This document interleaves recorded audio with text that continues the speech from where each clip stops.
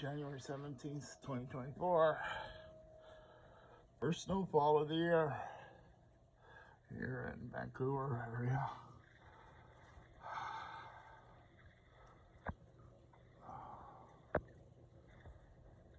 I don't know if you can see the brake line, but that is well over 7 inches on the roofs.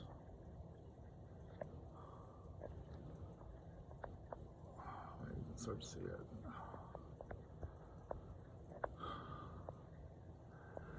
So obviously, the city is pretty much shut down. I don't want that. City is shut down. My driveway has that much high and shoveling it now. Wait. It's supposed to rain later tonight, and then sub-zero temperatures, which will turn all this into ice. Which means tomorrow's even gonna be shittier.